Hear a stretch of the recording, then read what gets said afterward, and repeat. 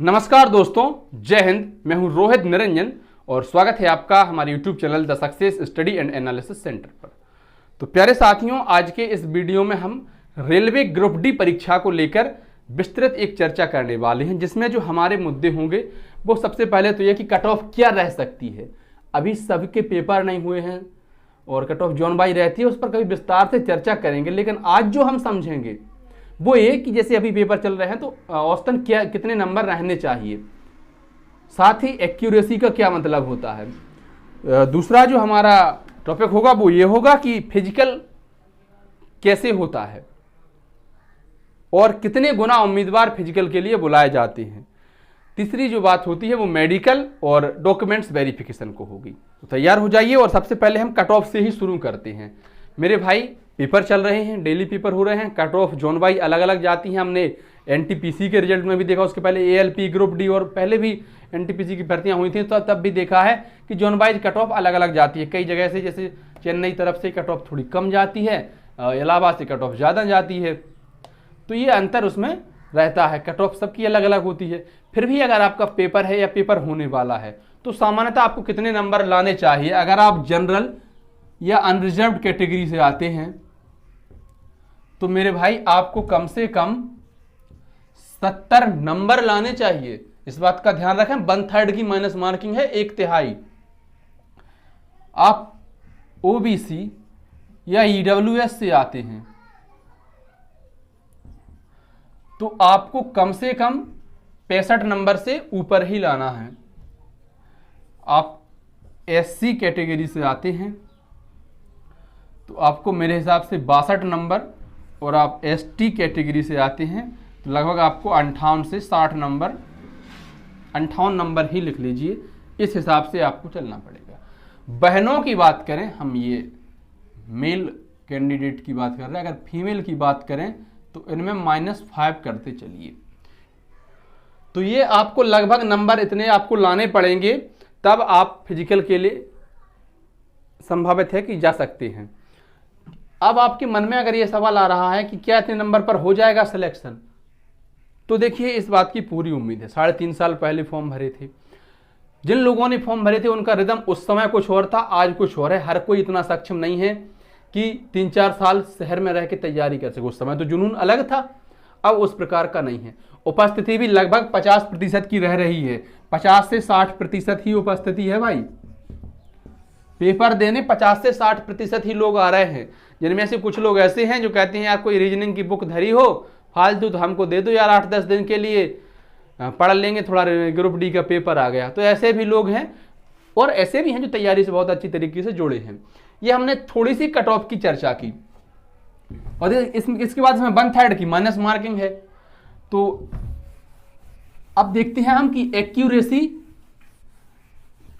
का क्या महत्व होता है। अगर आप नॉर्मलाइजेशन का फॉर्मूला जब समझने जाते हैं, नॉर्मलाइजेशन का फॉर्मूला समझने जाते हैं तो आप पाएंगे कि उसमें एक्यूरेसी की तो कोई बात ही नहीं की गई है। वास्तव में एक्यूरेसी का महत्व क्या होता है, ये बात तो पहले सिद्ध हो चुकी है कि जिनके नंबर, इनकी एक्यूरेसी बहुत अच्छी थी, सटीकता जिनकी बहुत अच्छी थी, जैसे मान लीजिए किसी ने 60 प्रश्न अटेम्प्ट किए और उसके 60 ही सही हो गए, तो उसकी एक्यूरेसी कितनी हुई, 100%। तो उसके नंबर नॉर्मलाइजेशन में स्वाभाविक है कि बढ़ेंगे, बिल्कुल तय है। एक्यूरेसी का बहुत अधिक महत्व रहता है। दूसरी बात, कई बार क्या होता है ना, जैसे 1/3 की माइनस मार्किंग है, यहां पर 1/3, तो 3 गलत प्रश्नों पर आपका 1 नंबर काट लिया जाता है। अगर आप प्रैक्टिस सेट लगाते हैं तो इस बात को आप भली भांति समझते होंगे कि अगर जैसे आपको आपके 60 नंबर आए, ठीक, और अब मतलब 60 प्रश्न आपको आए, आपने 40 में मारे तुक्के, आप देखेंगे आपके नंबर फिर भी 60 के आसपास ही होंगे, मतलब 60 नंबर के आसपास ही आपके नंबर होंगे। वो क्या होता है कि तुक्के हमारे सही तो होते नहीं हैं, लेकिन नॉर्मलाइजेशन में उनके नंबर कम और हो जाते हैं, तो ये हमें दिक्कत कर जाते हैं। इसलिए तुक्का तब लगाएं जब 50% से अधिक, अगर आप मतलब जैसे किसी में 4 विकल्प हैं, ए बी सी डी, आप देखें कि 2 विकल्प तो हो ही नहीं सकते, इसका मतलब 50% से ज्यादा कॉन्फिडेंट हैं, तब तुक्का लगाएं। और वैसे कि आधा पादा करके तुक्का लगाएं तो भाई ये काम नहीं कर पाएगा लॉजिक, फिर इसमें रेलवे में आपको दिक्कत पड़ जाएगी। जैसे अब देखिए यहां पर क्या होता है, नॉर्मलाइजेशन में एक चीज़ और चलती है, जैसे अभी हाल ही में एमपी टेट वर्ग 3 का पेपर हुआ, नॉर्मलाइजेशन हुआ, लोगों के 10-10 नंबर बढ़े, 10-10 नंबर घटे, मेरी भी घटे और भी बहुत लोग घटे, कुछ दोस्तों के बड़े हैं, क्योंकि नॉर्मलाइजेशन में ऐसा कहीं नहीं कहा जाता कि सटीक था, लेकिन फिर भी मेरे कुछ दोस्त हैं रेलवे में जो पिछली बार ग्रुप डी भर्ती में लगे थे, तो वो सटीकता के आधार पर उनके नॉर्मलाइजेशन में बहुत अच्छे नंबर बढ़े हैं। अब देखें हम कि फिजिकल के लिए कितने लोग बुलाएंगे, तो 1,03,000 भर्तियां हैं, मुझे एक्यूरेट याद नहीं है, लेकिन 1,03,000 भर्तियां हैं, तो इसका आप 3 गुना कर दीजिए। नियम है 3 गुना अभ्यर्थियों को फिजिकल के लिए बुलाया जाएगा, ये नियम में लिखा हुआ था, आप जाकर चेक कर सकते हैं। तो ये लेकिन जोन वाइज होगा, जैसे कि दिल्ली में 13,000 कुल पद हैं, तो 13 थी 39-40,000 लोगों को लगभग बुलाया जाएगा। वही है कि आपके जोन में अगर 1,000 पद हैं तो 3,000 लोगों को बुलाया जाएगा फिजिकल के लिए। अब आते हैं हम फिजिकल पर कि फिजिकल में होता क्या है। फिजिकल में क्या होता है, तो देखिए पुरुष अभ्यर्थी और महिला अभ्यर्थी दोनों के लिए अलग अलग फॉर्मूला चलता है। पुरुषों को 35 किलो वेट उठाना है और कितने दूर तक चलना है, 100 मीटर चलना है। समय कितना होगा इसके लिए, तो समय होगा 2 मिनट का। 35 किलो वजन उठाकर आपको 100 मीटर चलना है और इसके लिए 2 मिनट का समय दिया जाएगा।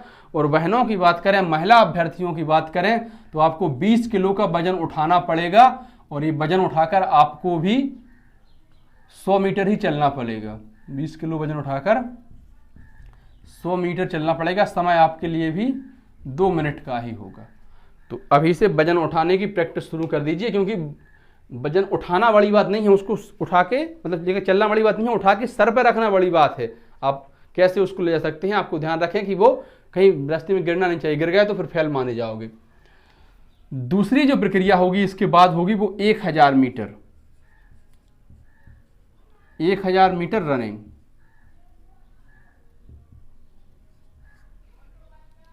समय कितना होगा आपके लिए, तो पुरुष अभ्यर्थियों के लिए समय होगा 4 मिनट 15 सेकंड है जी। आपको 1 किलोमीटर की दौड़ पूरी करनी है 4 मिनट 15 सेकंड में। महिला अभ्यर्थियों के लिए भी 1,000 मीटर की ही दौड़ होगी, लेकिन आपको समय थोड़ा सा ज़्यादा होगा और आपका जो समय होगा वो 5 मिनट 40 सेकंड होगा।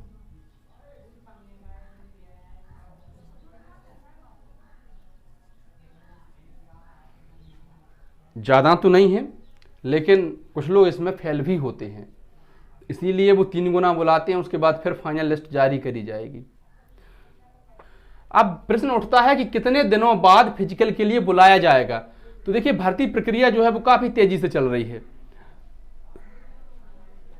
सितंबर में सभी 4 चरणों के जो है पेपर हो जाएंगे, पेपर सबके समाप्त हो जाएंगे, तो लगभग अक्टूबर नवंबर में फिजिकल के लिए उम्मीद है कि बुला सकते हैं। 2 महीने का और एक्स्ट्रा समय होगा, थोड़ा उसमें टाइम लगता है। कितने गुना, 3 गुना बुलाए जाएंगे और ये फिजिकल होगा। इसके बाद फिजिकल के बाद होता है इसमें मेडिकल होगा जिस दिन, उसी दिन आपका डीवी भी होगा, डॉक्यूमेंट्स वेरिफिकेशन भी होगा। तो डॉक्यूमेंट्स वेरिफिकेशन होगा और मेडिकल होगा। और मेडिकल में क्या, विशेष रूप से आंखों की जांच की जाती है कि आपको पास से कितना दिख रहा है बिना चश्मे के, दूर से कितना देख पा रहे हैं आप, कलर ब्लाइंडनेस तो नहीं है, या आंखों में कोई दिक्कत तो नहीं है। 6/9 की आंखें मांगी जाती हैं, आर्मी में 6/6 की मांगी जाती हैं, है ना दीपक। तो विटामिन लेने शुरू कर दीजिए, ताकि अगर आंखों में कोई दिक्कत हो, चश्मा वश्मा लगाते हैं, चश्मा हट जाए, कोशिश यही करिए। और मेडिकल के बाद फिर आपको जो है ज्वाइनिंग मिल जाती है। तो ये पूरी प्रोसेस होती है। सबसे पहले पेपर का आपको ध्यान रखना है और पेपर में समय बचाइए। प्रश्न करना बड़ी बात नहीं है, प्रश्न समय से करना बड़ी बात है। प्रश्न जो है वो हर कोई कर लेता है, लेकिन क्या आप 90 मिनट में कर पा रहे हैं 100 प्रश्न। कई बार वो सिटिंग अरेंजमेंट के प्रश्न आते हैं, पजल टाइप के प्रश्न आते हैं, तो उनमें 5-5, 7-7 मिनट लग जाते हैं एक प्रश्न के लिए। फिर आखिरी में ये होता है कि तुक्के लगाने पड़ जाते हैं, और तुक्के वालों को तो ये 1/3 की माइनस मार्किंग से पहले ही बाहर कर देते भाई। तुक्के लगाने में फ़ायदा तो है नहीं। तो इस बात का विशेष ध्यान रखिए कि आपको समय से अपना पेपर करना है, पेपर के बाद फिजिकल की तैयारी, उसके बाद मेडिकल, और बन जाएंगे आप रेलवे में कर्मचारी। तो आपको रेलवे में जो है नौकरी मिल जाएगी और उसके बाद आप बेरोजगार की श्रेणी से हट जाएंगे। भविष्य में जब कभी कोई पूछेगा कि क्या करते हो, जैसे अभी ताना मारते हैं रिश्तेदार, तो जवाब दे देंगे कि रेलवे में नौकरी करते हैं जी।